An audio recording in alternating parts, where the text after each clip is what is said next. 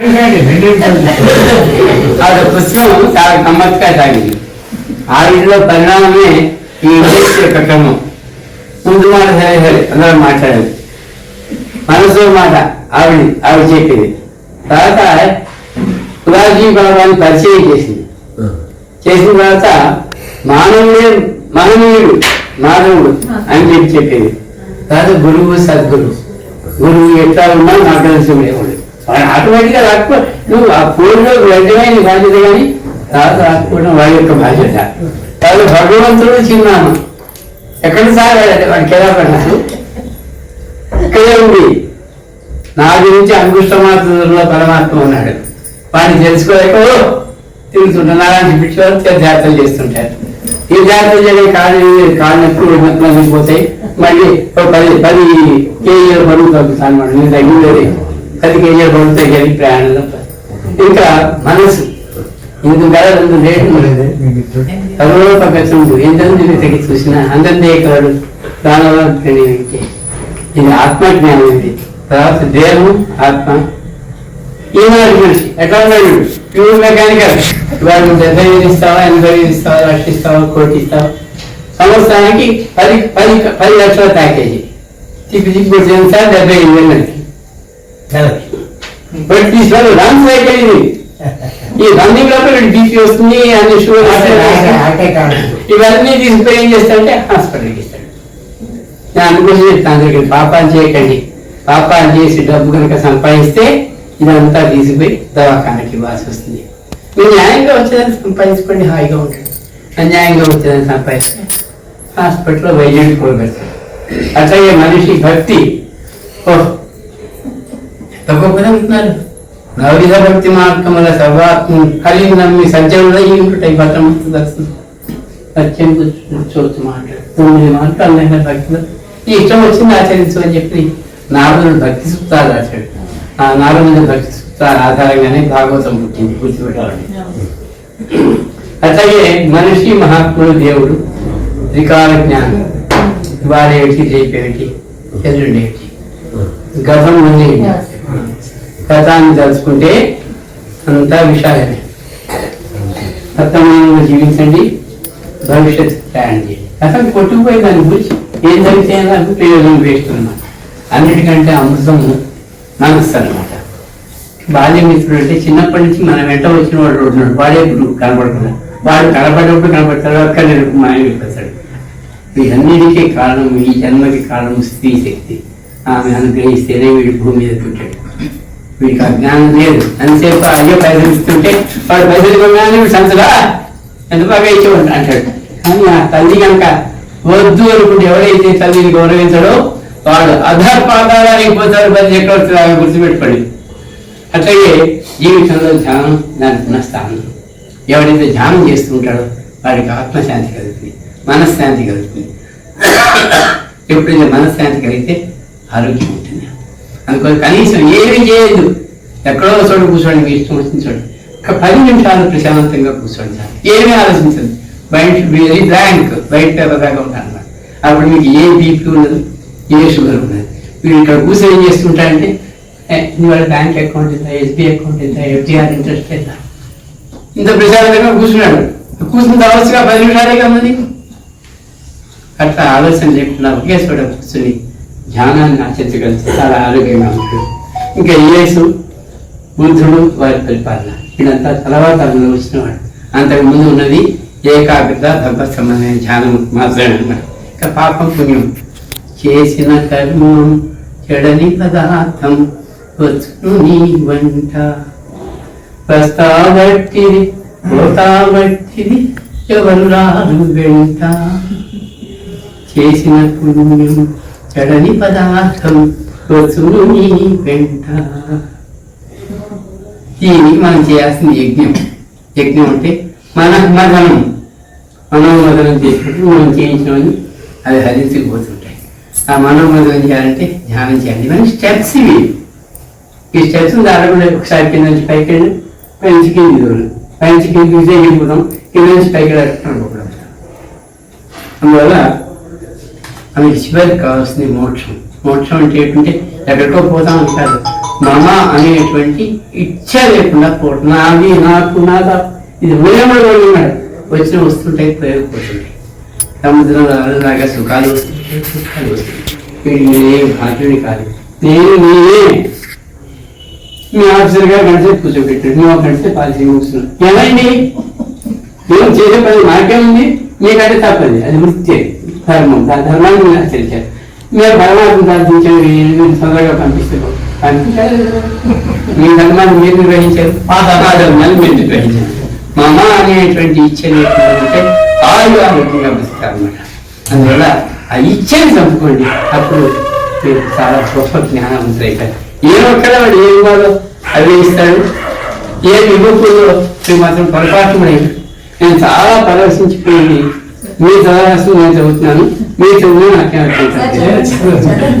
జ్ఞాన సముద్రంలోని ఆని ముత్యాల జ్ఞానరాసుల చెత్త కుసుమాలు దగ్గరుతూ కణముల శక్తకు హరివిల్లును సంధిస్తూ జ్ఞానమానికల గ్రంథాన్ని పరిణయింపజేస్తూ చేయి పట్టినట్లు చదిగా ఆరాధిస్తూ తండ్రిగా తండ్రించు అన్నలా బుచికిస్తూ చెల్లిగా ప్రేమిస్తూ గురుమాతగా మాని ఒడిని తూగుటుయాలుగా మార్చి ధ్యానవంతులను నిద్రపుచ్చి ఆత్మ సాక్షాత్కారాన్ని ప్రసాదించి స్వస్వరూప దర్శనం కావించి నీలో నీవు కాదు నేనుగా నన్ను చూస్తే నీకంతా నేను కనపడతాను చెప్తున్న ప్రత్యక్ష దైవం ఇరవై వేసిన సద్గురు రూపం శ్రీ శ్రీ శ్రీ పరమగురు పరమహంస సద్గురు రాజీ బాబాని. ఇది ఒక్కటి నేను చదివాక నేను నమ్మను, నేను పరవశించిపోయాను. అంటే ఇంత జ్ఞానం ఎవరిలో ఏదో కదా నేను ఫస్ట్ వస్తున్నాను, నన్ను నేర్చుకుంటాను. కాబట్టి ఈ జ్ఞానం నుంచి నేనే నేర్చుకుంటాను. ఇది నా రెండో క్వశ్చన్. నేను ఏం నేర్చుకున్నాను దానివల్ల సినిమా దగ్గర నుంచి ఫోన్ చేసి తెప్పించుకుని దాన్ని ప్రింట్ తీసి తీసుకొచ్చుకున్నాను అనమాట. జ్ఞానం ఒకరి సొత్తు కాదు, ఒకరి ఆస్తి కాదు. ఇది పంచితే పెరుగుతుంది, వదిలేస్తే కొట్టుకుపోతుంది. ఆత్మ శుభం పోయాలి. మరొకసారి టైం తీసుకున్నాను అని చెప్పింది సార్. అది నేను నాకు కూడా అర్థం కాలేదు మీరు ఇంతవరకు చెప్పింది. అది నాకు ఆలోచన వచ్చింది. నా దగ్గర పుస్తకం ఇది, నేనేం మాట్లాడతాను, సినిమా PDF ఫైల్ పంపించు, నేను ప్రింట్ తీసుకుని నేను చదివి మాట్లాడతాను నేను అని చెప్పి.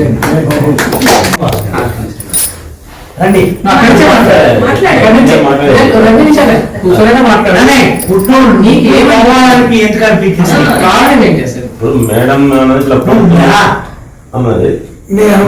నాకు ఏమైనా వీలైతా అని అన్న, సీట్ ఉందా మేడం అన్న, లేదు అన్నది. అది బాబాను చూడాలనిపించింది. ఇటువంటి వాళ్ళని నేను కొంచెం నాకు గజాన మారాలంటే బాగా ఇష్టం. ఇది ఇటువంటి ఉంటే మనం చూడాలి, తెలుసుకోవాలంటే అక్కడికి వచ్చాక మీకు ఎలా అనిపించింది? చాలా ప్రశాంతంగా అనిపించింది సార్. మీ ఇంటికి వచ్చాం, మీ ఇంటికి వరకు తర్వాత జ్ఞాన మందిరం అని చూసాను. ఈ శ్రీనివాస్కి నాకు 22 ఏళ్ళ అనుబంధం. 2002 నుంచి నా పుస్తకాలన్నీ టైప్ చేస్తున్నాడు. Even today experience you got. Sir ఇక్కడికి వచ్చిన అందరు పెద్దలందరికీ నా ప్రణామాలు సార్. ఎందుకంటే నాకు చదువు నేర్పించి నన్ను ఇంత దాన్ని చేసింది మీరు సార్. సార్ మీరే కనుక జ్ఞానం ఇవ్వకపోతే నేను చదువుకునేదాన్ని కాదు సార్. కానీ నాకు ఈ జ్ఞానం మీరు ఇచ్చిన, నాకు ఆత్మజ్ఞానం ఇచ్చింది మాత్రం సద్గురు పురాజీ బాబా సార్. 30 సంవత్సరాల క్రితం నేను అక్కడికి వెళ్ళేంత వరకు అసలు నా గురించి నాకేం తెలియదు సార్. నేనంటే కూడా ఏంటో నాకు తెలియదు. కానీ బాబా దగ్గరికి వెళ్ళిన తర్వాత అసలు మనం అంటే ఏంటి, మనం ఏం చేయాలి, మనం వచ్చిన కర్తవ్యం ఏంటి అనేది నాకు అర్థమైంది సార్. అప్పుడు బాబా దర్శనం తీసుకున్నాక అప్పుడు కూడా అర్థం కాలేదు. ఒక 10 సంవత్సరాలు నేను దర్శనం తీసుకోవడం, వెళ్ళడం, రావడం ఇంతే జరిగింది. కానీ జ్ఞానం చెప్పేవాళ్ళు, కానీ అది అర్థం కాకపోయేది. తర్వాత ఈ జ్ఞానాన్ని తెలుసుకుంటూ నన్ను నేను తెలుసుకున్నాను సార్. మనం వచ్చింది ఏంటి, వచ్చిన పని ఏంటి, జంతువులు మనలాగే జీవిస్తున్నాయి, వాటికి మనకు తేడా అనేది ఉంది కదా. ఆ తేడా ఏంటి, అవి జీవిస్తున్నాయి, మనం జీవిస్తున్నాం. కొన్ని రోజులకు మనం కూడా చచ్చిపోతాం. కానీ మనం గుర్తుండాలంటే మనం ఏం చేయాలి, ఇది నేను ఆలోచించాను సార్. దీనికి సమాధానంగా బాబా ఒకసారి చెప్పారు కూడా, నాకు జీకేబీ మరణ మరికేబీ జీనా అంటే అర్థం కాదు కదా సార్. అంటే జీకేబీ మరణ బతికి ఉండి చచ్చిన వాళ్ళు, చచ్చినాక బతకాలి. ఎలా ఒక 2 సంవత్సరాలు నాకు అర్థం కాలేదు సార్ అది శబ్దం. కానీ తర్వాత అర్థం ఏంటంటే బతికి ఉండి చచ్చిన వాళ్ళ కింద లెక్క ఉన్నప్పుడు చచ్చినాక బతకడం అంటే జ్ఞానం. వాళ్ళు ఇచ్చిన పని, వాళ్ళు చేసిన పని ఏదైతే ఉందో అది ప్రతిరోజు వేరే వాళ్ళు గుర్తు చేసుకుంటారు సార్. మనం చచ్చినాక కూడా మనం గుర్తుండిపోవాలి, అరే ఫలానా వాళ్ళు ఉండే ఈ రకంగా చేసిండ్రు. అందుకే మహాత్ములు ఇప్పటికీ మనం గుర్తు చేసుకుంటున్నాము అంటే వాళ్ళు దేహ రూపంలో లేకున్నాను, వాళ్ళు ఇచ్చిన జ్ఞానం ఈ రోజు మనం ఆచరిస్తున్నాం. అందుకే వాళ్ళు లేకపోయినా బతికి ఉన్న వాళ్ళ కింద లెక్క. అందుకే బాబా ఆ మాట చెప్పారు. అది నేను ఆచరించి చూపించాలనే ఉద్దేశంతో ఇది రాయడం జరిగింది సార్. బాబా ఇచ్చే జ్ఞానాన్ని ప్రతిరోజు నిక్షిప్తం చేసి అక్షరాలు అన్ని వేరువేరుగా ఉన్నాయి కదా, వాటిని పదాల రూపంలో, వాక్యాల రూపంలో, ఒక బుక్ రూపంలో రాయాలనే నా సంకల్పాన్ని బాబా ఈ రకంగా తయారు చేసి, ఇది నా వరకే కాకుండా విశ్వంలో అందరూ కూడా ఈ జ్ఞానాన్ని తెలుసుకోవాలి, అందరిలో మార్పు రావాలనే ఉద్దేశంతో నేను ఈ పని చేశాను. నాతోటి బాబా చేయించారు. దానికి మా వారి సహకారం చాలా ఉంది సార్. ఆయన కనుక నాకు సపోర్ట్ ఇవ్వకపోతే నేను ఇది చేయలేదు. మా ఇద్దరి సహకారం ఉన్నది కాబట్టి నేను ఈ రోజు మీ అందరి ముందు ఈ రకంగా మాట్లాడగలుగుతున్నానంటే ఆయన సహకారం. ట్రాన్స్లేట్ అంటే బాబా ఇక్కడ కూర్చొని ఉన్నది, నువ్వు అక్కడ కూర్చొని రాసేదాన్ని కదా. బాబా మరాఠీలో మాట్లాడేటోళ్ళు, నువ్వు తెలుగులో రాసేది. అది కూడా చెప్తాను. అది క్లియర్ చెప్పు. ఒక్కొక్కసారి మొత్తం చెప్పేసిన తర్వాత నువ్వు నైట్ లో కూర్చొని రాసేదాన్ని కదా, అది నీకు ఎలా తెలుసు? దానికి ఎగ్జాంపుల్ కూడా చెప్తాను సార్. అది అయితే బాబా ఎక్కువ మరాఠీ హిందీలోనే చెప్పేవాడు సార్. ఎందుకంటే తెలుగు రాదు బాబాకి. నాకు తెలుగు వస్తుంది, హిందీ వస్తుంది, కానీ మరాఠీ రాదు నాకు.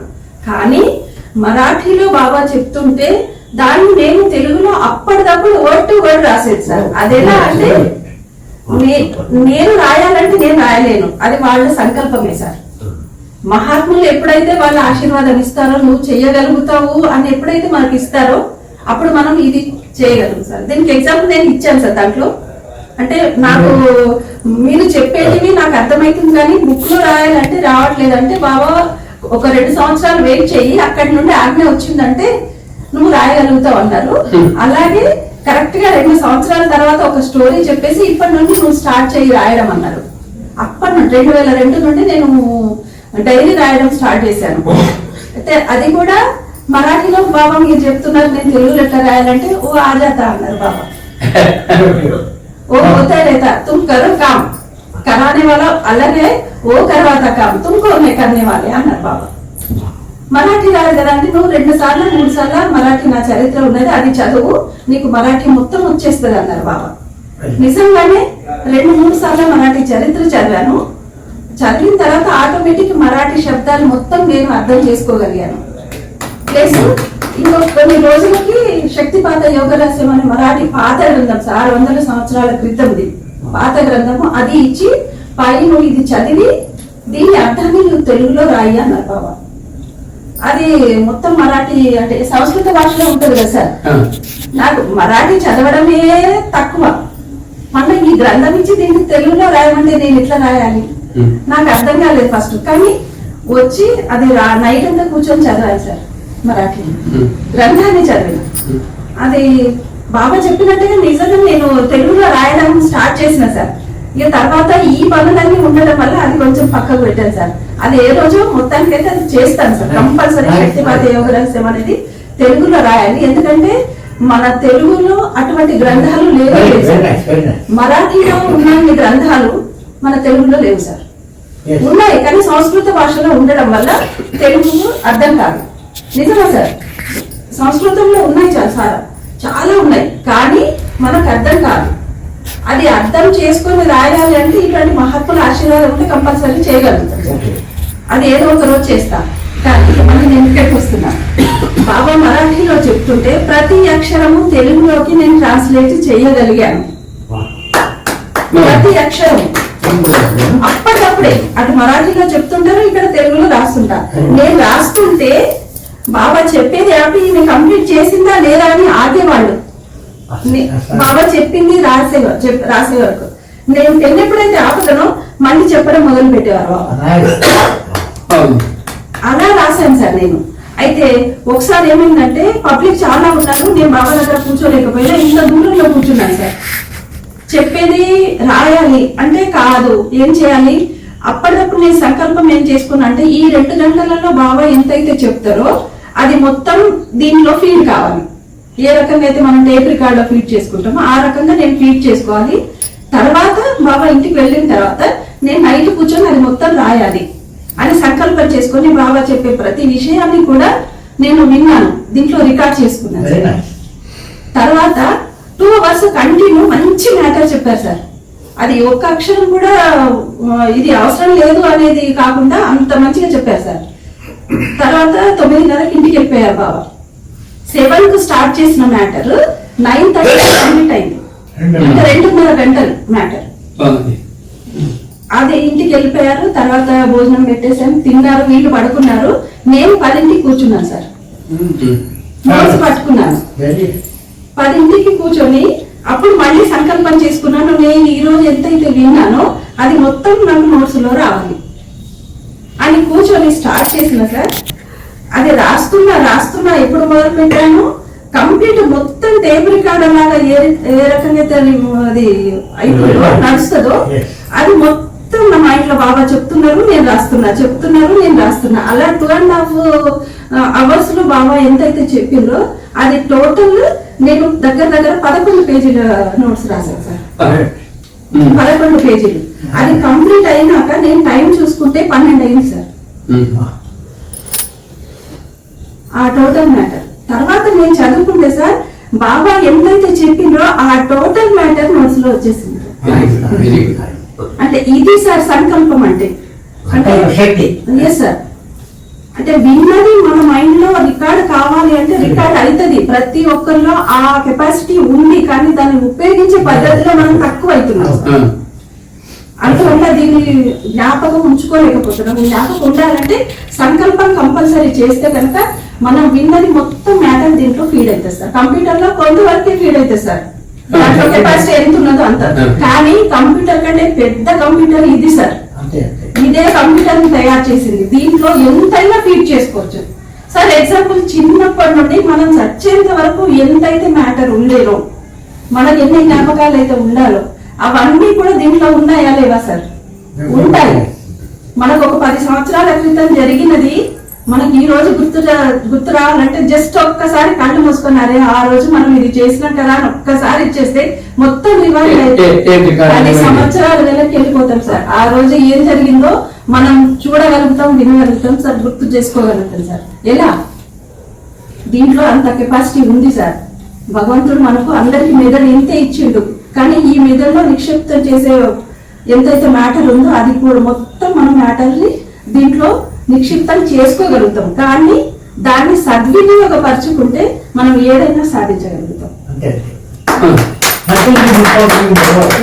అందుకే సాధించలేనిది అనుకుంటే సార్ ఇంకా ఉంది.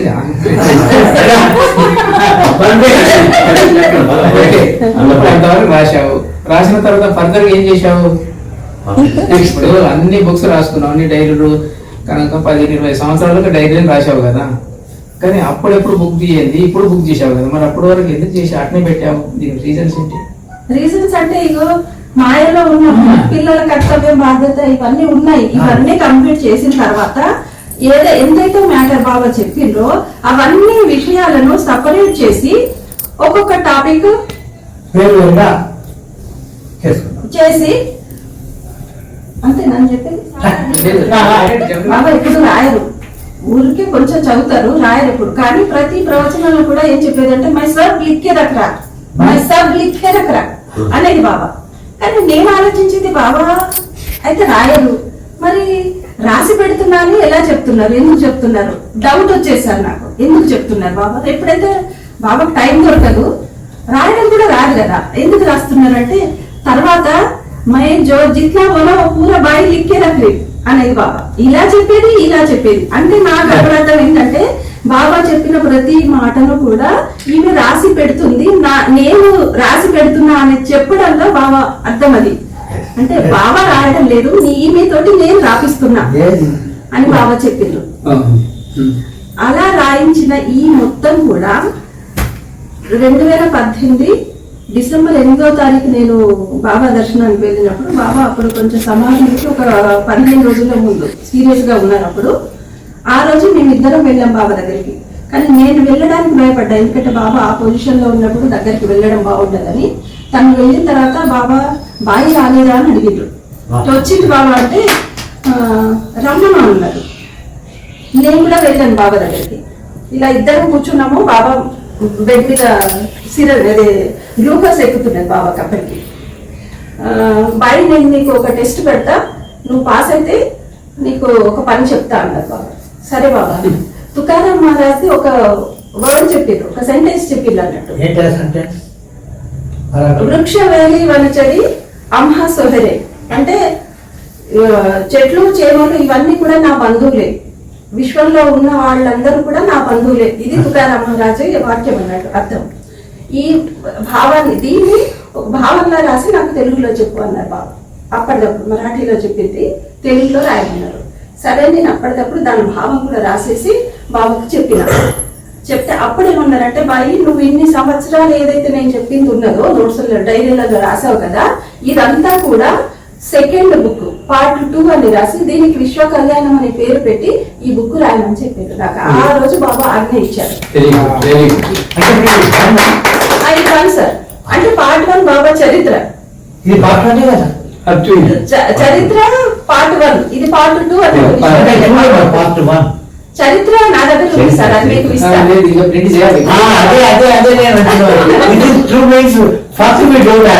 సార్ చరిత్ర బాబా చరిత్ర పార్ట్ 1 అది నేను శ్రీనివాస్ గారికి టైప్ ఇచ్చాను సార్.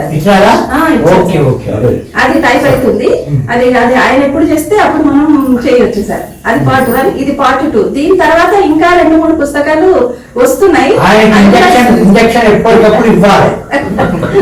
అయితే దీని తర్వాత విశ్వ కళ్యాణం తర్వాత బాబా దగ్గరికి వచ్చే భక్తులు అడిగిన ప్రశ్నలకు బాబా సమాధానాలు ఏ రకంగా చెప్పారు. అది ఒక 150 దగ్గర 200 ప్రశ్నలు అయ్యేటట్టుగా ఉన్నాయి. అదొక బుక్ లాగా నేను శివరాత్రి వరకు తయారు చేద్దామనే ఉద్దేశం నాకు ఉంది సార్. శివరాత్రి ప్లస్ కొన్ని కొటేషన్స్, బాబా చెప్పిన ముఖ్య వాక్యాలు ఏవైతే ఉన్నాయో అవి కొటేషన్స్ రూపంలో రాసి ఒక చిన్న డైరీ లాగా. అది మంచి పుస్తకం ఇచ్చేసి సార్, అది నా పుస్తకం చూసాం కదా అట్లా ఇచ్చేసి క్యాలెండర్ టైప్ లో సార్, టేబుల్ మీద పెట్టుకోవడానికి రోజు మార్చుకోవచ్చు సార్. అలా డేట్ వైజ్ సార్. ఇవి 2 పుస్తకాలు మనకు శివరాత్రి వరకు చేయాలనే సంకల్పం సార్. బాబా గారు చేపిస్తే కంపల్సరీ అవి కూడా అవుతాయి సార్. ధన్యవాదాలు.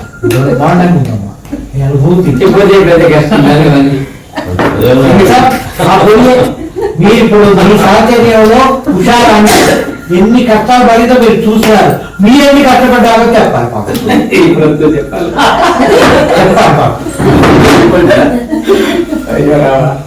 చెప్పండి. ఆత్మబంధువులందరికీ నమస్కారం అండి. 92లో ఏఈగా వెళ్ళాను పుట్నూరులో. వెళ్ళిన తర్వాత మా దగ్గర ఒక రాజన్ అని ఒక యూడీస్ ఉండే, ఆయన ఇల్లు తిరిగి బిల్ కలెక్షన్ అని చేసుకునేవాడు. సో నాకన్నా ముందే అతను బాబా దగ్గర వెళ్ళి ఉన్నాడు అక్కడ. ఆయన ప్రతిసారి నాకు చెప్పేటోడు, సార్ మనం బాబా దగ్గర పోదాం, బాబా దగ్గర పోదాం. ఏం ఇస్తాడు బాబా అంటే విభూతి ఇస్తాడు సార్. బాబా అంటే విభూతి సార్, నేను ఆ విభూతి తిన నేను రానయ్యా బాబు, నేను అక్కడికి వెళ్ళాను. అంతనే అక్కడ ఏదో శివరాత్రి ఏదో ప్రోగ్రామ్ ఉంది. సో ఆ ప్రోగ్రామ్కి ఏమైందంటే అప్పుడు ఆ జంగల్ అంతా జంగల్లాగే ఉంటుంది మొత్తం అక్కడ. సో అక్కడ సప్లై కావాలి అంటే మీరు నన్ను పర్మిషన్ ఇస్తానంటే నేనైతే పర్మిషన్ ఇన్నాను. నేను పర్మిషన్ ఇవ్వను, నేను రాను అని చెప్పేశాను. అది అయిపోయింది అక్కడికి. తర్వాత 92 జూన్ జూలైలో మేలో అప్పుడు గోవింద్ నాయక్ అని ఎమ్మెల్యే, ఖానాపూర్ ఎమ్మెల్యే ఉండే, వాళ్ళ మిస్సెస్ తో వాళ్ళు నాకు రిలేషన్ అవుతారు. సో వాళ్ళతో కలిసి నేను అక్కడ ఊరుకొని వచ్చిన తర్వాత వాళ్ళు ఏమన్నారు, తాడిహత్తిలో వెళ్దాం మనం, అక్కడ ఒక మ్యారేజ్ ఉందన్నాడు. సరే అక్కడ మేము కూడా వెళ్ళాము. అప్పుడు మా బాబు 6 months పిల్లలు. సరే వెళ్ళాము. అక్కడ నుంచి మళ్ళీ వాళ్ళు ఏమన్నారు, లేదా బాబా దగ్గర పోయిదాం బాగా అన్నాడు. నాకెందుకు లేదంటే ఫోర్సబుల్గా తీసుకెళ్ళారు.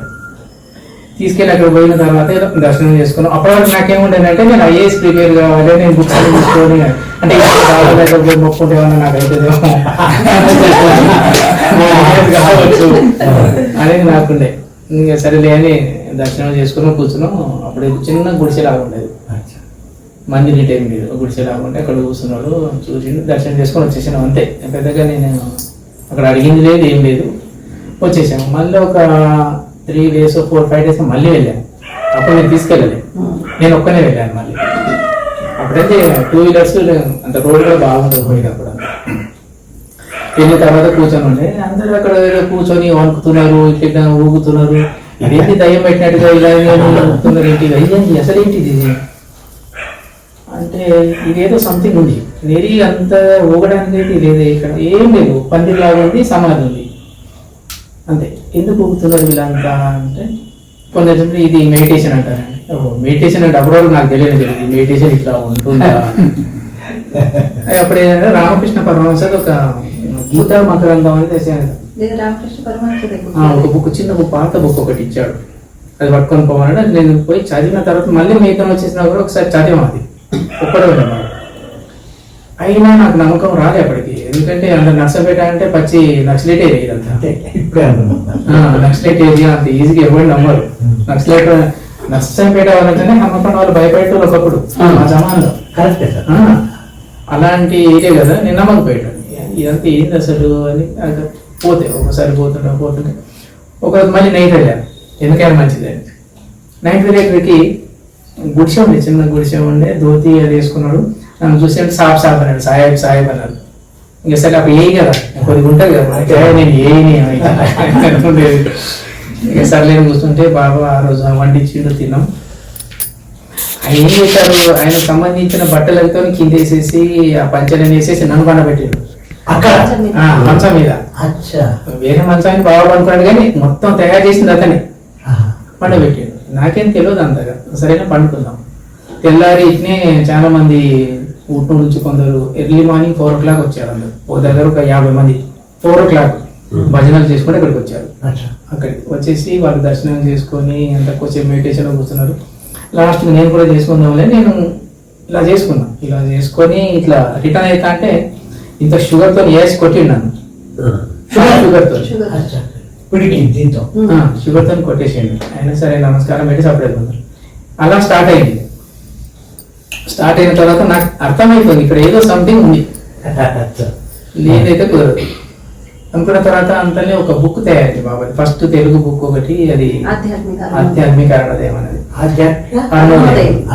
ఈ బుక్ ఎక్కడ ప్రింట్ అయింది? హైదరాబాద్ లో ప్రింట్ అయింది, ఆ జమాన్లో. అప్పుడు నేను ఎందుకు పోయానంటే అప్పటికి నేను ఊట్నూరు నుంచి ట్రాన్స్ఫర్ అయిపోయి హైదరాబాద్ వెళ్ళిపోయాను. 1 year నాకు జీతం లేదు అప్పుడు, అంటే మినిమం ఇచ్చేవాళ్ళు, టోటల్ సాలరీ చెప్పేటోళ్ళు, కొన్ని వర్క్ ఆర్డర్స్ క్లోజ్ కాదు కాబట్టి అంతా నాకు మొత్తం అమౌంట్ వచ్చేసింది. సో అప్పుడు ఒక బండి కొనుక్కుందాం లే అనుకో, సుజుకి బండి. అప్పుడు అది కొనుక్కున్నాను, నేను కూడా అక్కడికి వెళ్ళాను. అప్పుడు ఈ బుక్ అక్కడ ప్రింట్ అవుతుంది హైదరాబాద్ లో. సరే దాన్ని చూద్దామని చెప్పేసి బుక్, ఇప్పుడు మీరు ఎలా అయితే వచ్చారో నేను కూడా అప్పుడు అట్లే పోయి ఆ బుక్ కవర్ పేజీ ఇలా పట్టుకున్నా. ఇలా ఉంటుందా అంటే సాయిబాబా, అంటే అంతకుముందు నేను సాయిబాబా దగ్గర పోయేటోడు ఎక్కువ. అంటే సాయిబాబా బుక్ కూడా ఈ రకంగానే అప్పుడు ప్రింటింగ్ కావచ్చులే అనుకున్నాను, అంతే, ఏమనుకోలే మనసులో.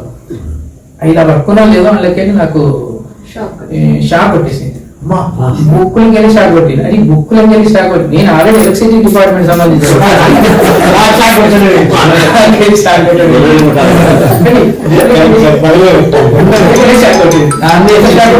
ఒక హాఫ్ అన్ అవర్ ఏడ్చాను అక్కడ, నాకు తెలియకుండా ఒక హాఫ్ అన్ అవర్ ఏడ్చేసాను. ఇక దాని తర్వాత ఇక నన్ను స్లోగా నాకు అసలు అంటే ఇక గట్టిగా అయిపోతున్నా. ఇది కాక నేను ఎక్కడికి పోవాల్సిన అవసరం లేదు, ఏదైతే దొరకాలో నాకు అదే దొరికింది ఇక్కడ, ఇక ఇది తీసి పెట్టుకోకూడదు. ఇక అట్నే వెళ్ళేటోళ్ళం, ఏ పండుగ అయినా దేనికైనా దాన్ని వెళ్ళేటోళ్ళం. ఇంట్లో బండి తీసుకొని పిల్లగాని తీసుకొని వెళ్ళేటోళ్ళం అక్కడికి. ఇట్నే నడుచుకునే వాళ్ళకి ఒకసారి ఏమైందంటే ఈ బుక్స్ బాగా రాస్తుంది ప్రతి దగ్గర చెప్తారు. ఆమెకి అసలు ఏబిసిడి చక్కగా రావు, మరాఠీ రాదు, హిందీలో కూడా హిందీ అంటే వస్తు కావచ్చు, బట్ ఎప్పుడు రాసింది కాదు కదా. ఎలా రాస్తుందని చెప్తున్నాడు అసలు నాకేం అర్థం కాలేదు. ఒకసారి ఏదో బుక్ ఇచ్చారు, ఏదో కాపీ చేయమన్నారు, కాపీ చేసింది. తర్వాత మళ్ళీ సెపరేట్ రాసింది. దాని తర్వాత మళ్ళీ ఒకసారి ఏమైందంటే నేను ఏదైనా రాయించాలంటే నీ పర్మిషన్ కావాలన్నాడు. మీ పర్మిషన్. గ్రేట్. ఆమెతో నేను రాయించాలనుకుంటే నా పర్మిషన్ ఏం అవసరం లేదు బాబా, నీ ఇష్టం, నువ్వు ఏం చేయించాలంటే అది అప్పటికి మీకు విశ్వాసం ఏర్పడింది. ఏం చేయించాలని అట్నే అక్కడికి ప్రమోషన్ వచ్చింది నాకు. అంతనే ఏఈ నుంచి ఏడీ అయిపోయాను. ఆదిలాబాద్ నుంచి మళ్ళీ సిట్ అయిపోయాను. లాభం లేదు, బాబా దగ్గర ఉండాలి కదా. అట్లా ఈవినింగ్ ఒక రోజు నాకు కొద్దిగా హెల్త్ బాగాలేక అక్కడికి వచ్చాను బాబా దగ్గరికి. నన్ను మెడిటేషన్ కూర్చోబెట్టింది. తర్వాత అనుకోకుండా లేచాడు రాత్రి ఈవినింగ్ 8 o'clock లేచే ఉన్నాడంటే ఇగో ఈ జాగా నీకే అవుతుందని చెప్పాడు. నువ్వు చూసిన శ్రీనివాస్, నువ్వు చూసిన జాగా. నాకు అప్పటికి అర్థం కాలేదు, ఈ జాగా ఏం చేసుకోవాలి, ఈ జంగల్ నేను ఎందుకు ఉండాలి, నా వరంగల్ ఎడిపోయింది, దశమని ఎడిపోయింది, నేను ఇక్కడ ఎందుకుంటాను అంతే అని నేను అనుకున్నాను. కానీ లాస్ట్ అదే జాగాలో నాకు ఇల్లు అయిపోయింది. కానీ ఆ ఇల్లు అంతా ఏంటంటే అక్కడ అన్ని అస్థిపంజరాలు అక్కడ ఒకప్పుడు శ్మశాన వాటిక. కామన్ గా ఇప్పుడు ఎవ్వరు కూడా దాని మీద ఇల్లు కట్టుకోలేరు. నువ్వు వాస్తు అంటావు, అది అంటావు, ఇది అంటావు, ఇవన్నీ ఉంటాయి, కథలన్నీ ఉంటాయి మా. కానీ దాని మీదనే కట్టాను నేను. కానీ అదే ఏదైతే మనం ఇల్లు కట్టామో శ్రీనివాస్ చూశాడు, అదే ఇంట్లో కూర్చొని టోటల్ గా అన్ని రాసి అక్కడి నుంచి రాసింది. మొత్తం రాసింది కూడా అక్కడి నుంచి రాసింది. ఇక మార్నింగ్ నేను 6 o'clock వెళ్ళిపోయి ఈవినింగ్ 8 వరకు వచ్చేటండి. అప్పటి వరకు కంటిన్యూగా కూర్చునే వాళ్ళు టోటల్గా. నేను ఒకటే డిసైడ్ చేసుకున్నాను, ఏదైనా చేయాలి అంతే మనం. కానీ అప్పుడు వరంగల్ నుంచి నేను ఒక్కనే అక్కడ పోయింది, ఆ జిల్లాలో వేరే వాళ్ళు ఎవరు లేరు డిపార్ట్మెంట్ లో. కానీ అక్కడ వాళ్ళందరికీ నా మీద ఫీలింగ్, ఈయన వచ్చి ఇక్కడ డామినేట్ చేస్తాడని చెప్పేసి ఉంటాడు కదా. మేమంతా బాబా దగ్గర ఉన్నాము, నువ్వు ఎక్కడి నుంచో వచ్చేసి ఇప్పుడు బాబా నువ్వు దగ్గర కూర్చొని బాబాయ్ నీకు అంత అయిపోతుంది కదా, అప్పుడు ఇంకోటి ఫీలింగ్ ఏర్పడుతుంది. అలాంటివి కూడా కొన్ని జరిగినాయి ఇక్కడ. అయినా కూడా నేనేమో పెద్దగా అంత పట్టించుకోలేదు. ఒక టైంలో నేను ఏడైపోయి డిగ్రీ అయిపోయిన తర్వాత కూడా నేను ఇక్కడికి ట్రాన్స్ఫర్ అయ్యి వచ్చాను వరంగల్కి. అయినా నేను ఒక సింగిల్ గానే పోమన్నాడు, ఇక నువ్వు బాయ్ ఇక్కడనే ఉండదు, నువ్వు వెళ్ళు అన్నారు బాబా, నువ్వు వెళ్ళు, నువ్వు వండుకో, నువ్వు తిను బయట ఉంటుంది. ఓకే అని చెప్పేసి నేను ఇక్కడే ఉన్నాను. ఇక్కడ నుంచి చేశాను. తర్వాత మళ్ళీ ఒక 4 years ఇక్కడ చేసిన తర్వాత మళ్ళీ ట్రాన్స్ఫర్ అయ్యి మళ్ళీ ఎక్కడికి వెళ్ళాను. అప్పుడు నాకు ఏమనిపించింది అంటే ఏదో ఒకటి మెడిటేషన్ హాల్ కట్టాలి, అసలు ఏం చేస్తే బాగుంటుంది. మీరు సొంత అనుకున్నా ఊట్నూరులో కొంత ల్యాండ్ ఉంది, అక్కడ అందరు కలిసిపోన్నాం, డబ్బులు లేవు. నేనైనా నేరుగానే మాట్లాడతాను బాబుతో. వీళ్ళందరూ భయపెట్టారు కానీ నేను ఎప్పుడైనా నేను ఏదైనా క్వశ్చన్స్ అడుగుతాను. ఎప్పుడు బాబా మందిర్ కడతాం అంటే డబ్బులు లేవు, 5,000 రూపాయలు నేను బాబా అంటే 5,000 రూపాయల మందిర్ ఎక్కడ ఇస్తాడు. మీరు అనండి పైసలు వస్తాయి. అది ఎలా వచ్చినాయో తెలియదు కానీ 5,000 పోయి 9,000, 20,000, 50,000 అట్లా నచ్చుకున్నారు. ఫస్ట్ దాన్ని ఏం చేసాం ఊరుకుంటా అంటే నువ్వు చూసిన శ్రీనివాస్ అది ఫస్ట్ తాటి ఆకులది మెడిటేషన్ అలా కట్టాం మా చేతులతోనే. అది ఎంత అయింది అప్పుడు దాన్ని అంత 50,000. దాన్ని తీసేసి మళ్ళీ మనం చిన్న పెంకలు ఉంటాయి కదా మన పాతకాలంలో అలా చేసాం. ఇది కూడా బాగాలేదని చెప్పేసి అది కూడా తీసేసి లాస్ట్కు ఇప్పుడు దగ్గర దాన్ని మళ్ళీ 10 lakhs పెట్టేసి అది కట్టాం. ఇది కట్టేటప్పుడు కూడా ఒక చమత్కారం ఏంటంటే మా వాడు స్కూల్ చదువుకుంటాడు ఎక్కడ హైదరాబాద్ లో. మేము చూడడానికి వెళ్ళాలి కదా అప్పుడప్పుడు. వెళ్తా అంటే మన స్కూల్ మెట్ల మీద ఇంత కట్ట అమౌంట్ ఉంది, పడుంది అమౌంట్. అది అంతగా పోయేటో ఎవరికైనా కనిపిస్తుంది, కామన్గా ఎవరికైనా కనిపించాలి, డబ్బులు కనిపిస్తుంది కూడా. కానీ ఎవరికి ఎందుకు కనిపించలేదు నాకు తెలియదు. కానీ నేను ఏంటంటే నాకే కనిపించింది.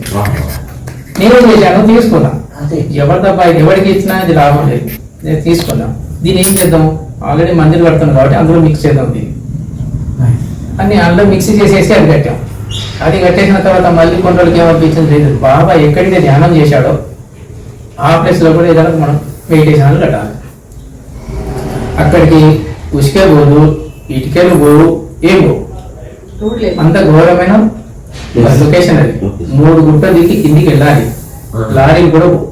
అలాంటి ప్లేస్ లో కూడా దగ్గర దగ్గర 14 lakhs పెట్టేసి అక్కడ కూడా మెడిటేషన్ అంటే నేను ఉన్నప్పుడు అక్కడ ఇవి కట్టాము అక్కడ. ఇంకా దాని తర్వాత అంటే దానికన్నా ముందు ఒకసారి ఏమైందంటే అసలు గురువు అనేవాడు ధ్యానం నేర్పుతారు, అన్ని నేర్పుతారు, కానీ ఇంకొకటి రహస్యం ఉంటుంది అన్నాడు. అదేం రహస్యం అంటే అది నా దగ్గర లేదన్నాడు. ధ్యానం నేర్పవచ్చు, ధ్యానంలో ధ్యానం అంటే ఏంటి? మనసును కంట్రోల్ చేసుకోవడం, కానీ ధ్యానం అంటే వేరేది అంతే. ఈ మనసు కంట్రోల్ కానంత వరకు ధ్యానం కూడా కాదు. అందుకని కదిలితే మనిషి, ఆగితే దేవుడు అన్నాడు దాన్ని. అంతే. మహాభారతం ఇది, ఇక్కడి నుంచి ఇక్కడికి మహాభారతం ఇదంతా. రకరకాల మహాభారతం అన్ని అందులో. ఒక భార్య భర్తలు కాకుండా పక్కింటి వాళ్ళు అన్ని రకాల కహానీలు అందులో ఉన్నాయి. కానీ లాస్ట్కి ఎక్కడికి వెళ్ళింది? లాస్ట్కు ఏదైతే నిజమో అక్కడికే వెళ్ళింది. అంతే కదా. అందుకని ఈ నిజ స్వరూపాన్ని తెలుసుకోవడానికి ఇంతవరకు వెళ్ళవలసింది మనిషి. అయితే దీని గురించి చెప్పేటోడు కాదు. ధ్యానం చేయమనేటోడు, మీకు అనుభవాలు వస్తాయనేటోడు, అన్ని అనేటోడు. కానీ అక్కడ ఏముంది కాకుండా నాకు తెలియదు, చాపి నా దగ్గర లేదనేటోడు. ఎప్పుడైందంటే గుడ్ ఫ్రైడే రోజు నాడు ఇద్దరం పోయాం. ఒక తరబూజ పట్టుకొని పోయినాం. కూర్చున్నాం. ఇంట్లో కూర్చుంటే, బాబా నువ్వు చెప్పేది కరెక్ట్ కాదు, అన్నీ నీ దగ్గరనే ఉన్నాయి, కానీ నువ్వు చెప్తావేమని చెప్పాను నేను. అట్నే అన్నా. నిజమా అన్నాడు. అవునన్నా. అప్పుడే లోపల పోయిండి, ఒక మ్యాట్ వేసేసిన కింద రా అన్నాడు. ఇద్దరు తీసుకుపోయి కూర్చోబెట్టింది. అది ఏం చేస్తారు నాకే అర్థం కాదు. అప్పుడు ఈ తొడ మీద ఇట్లా పండబెట్టేసుకొని ఇవి ప్రెస్ చేశారు ఇక్కడ ఇట్లా, దివ్య దృష్టి. అది చూశాను ఇద్దరు.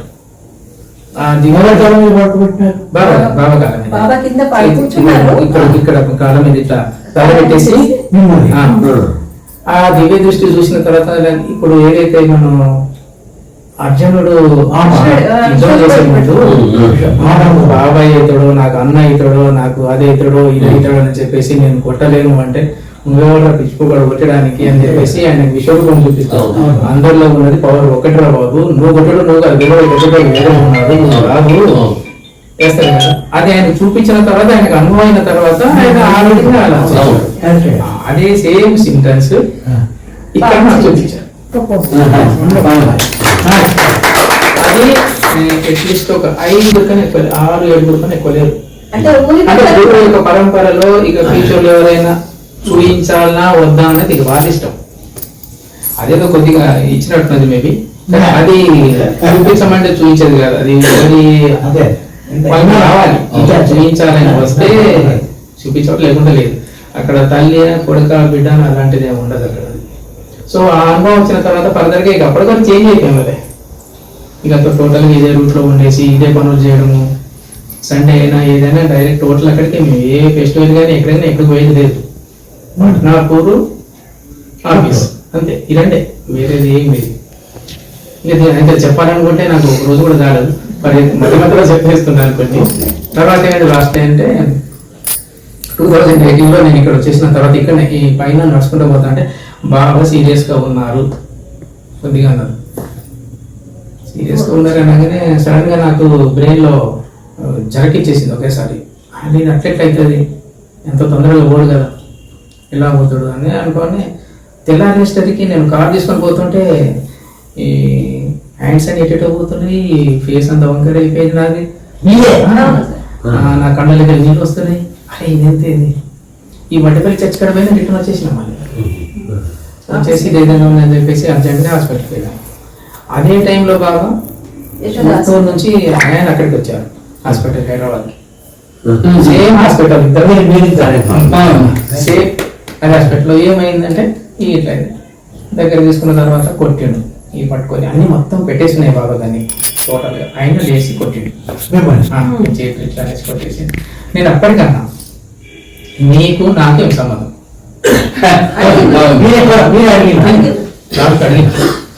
నీకు నాకు ఎందుకు అంటున్నానంటే, నేను రాకపోయినా బాధపడతావు, నేను వచ్చిన తర్వాత ఎక్కడ కూర్చున్నాను కూడా అంటావు, ప్రతి ఒక్కరికి నా గురించే చెప్తావు, మా గురించి మాట్లాడతావు ఎక్కువ.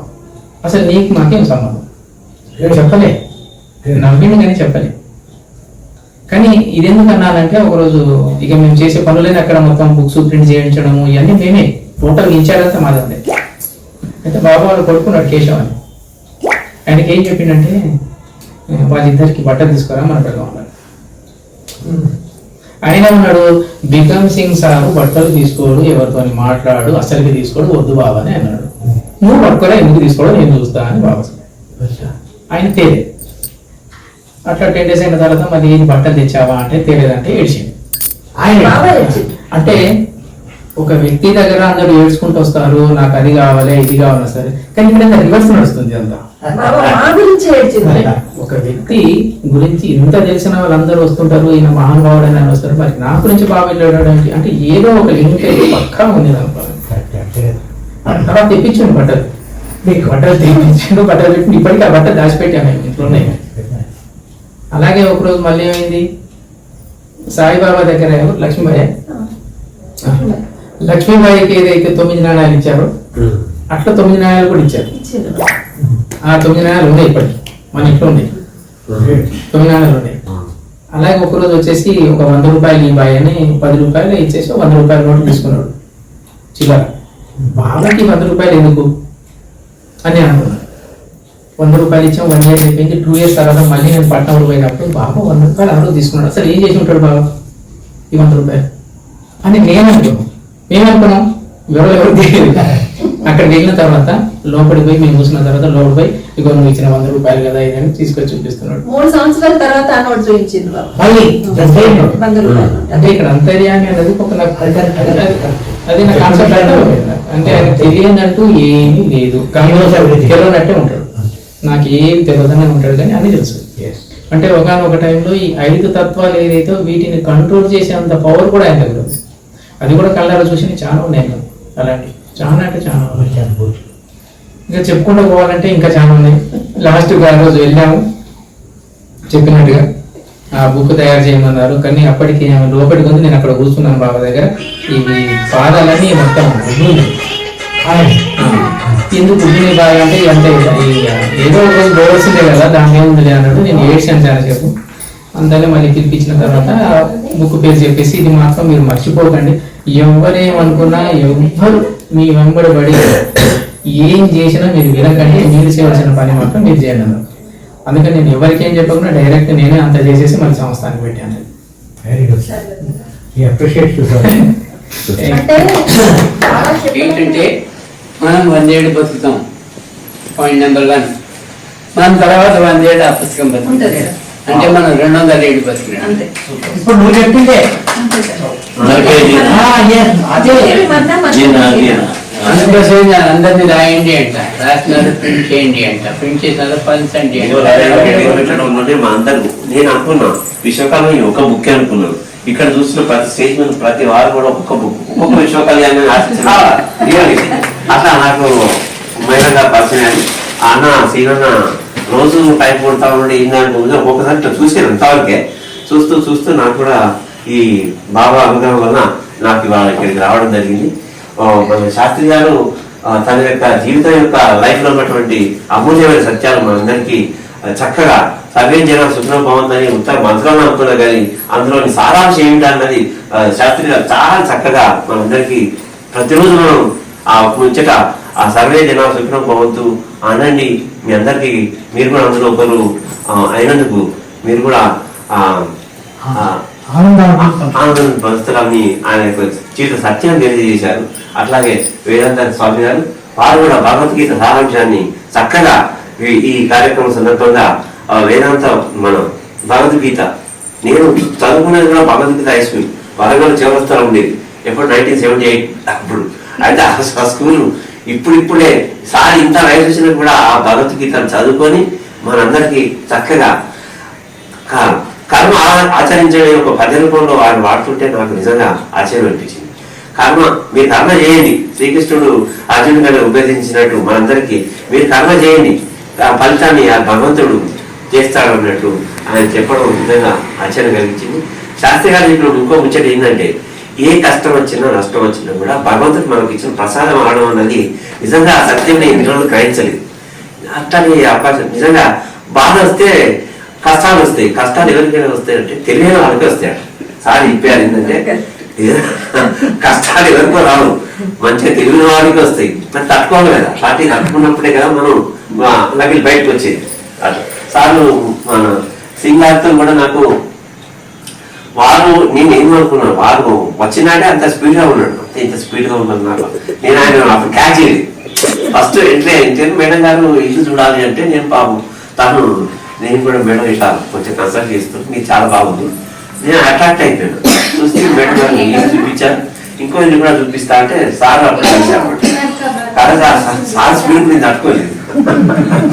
సార్ ఇంతే రేపు అయితే స్లో సార్ చాలా స్పీడ్ అయినా కూడా సార్ అనుకున్నాను ఈ బుక్ తయారు చేయడంలో వారు ఇన్ని రాత్రులు ఎన్నో ఆమెకు ఆర్టికల్ సేవ చేసుకుంటూ ఆమె పెద్ద జాబ్లో ఉండి కూడా మేడం గారికి ఇంత సహకారాలు చేసుకుంటూ మేడం గారు కూడా నేను ఎన్నో అనుకున్నాను, మేడం గారు ఏం మాట్లాడుతున్నాను అనుకున్నాను. కానీ సార్ స్వామి పూర్వ బాబుతో ఆయన కొంత మేడంతో నేను నాకు